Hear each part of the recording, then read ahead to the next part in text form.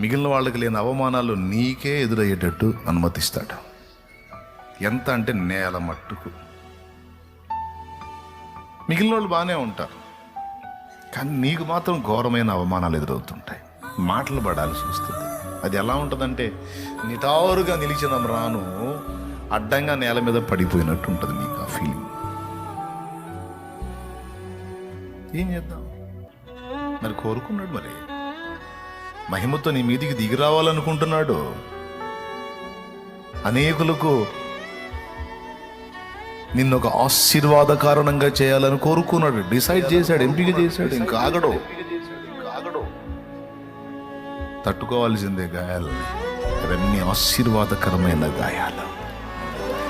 అవే రేపు భవిష్యత్తులో నీకు గేయాలు. అవే నీకు భవిష్యత్తులో గేయాలు బిడ్డ.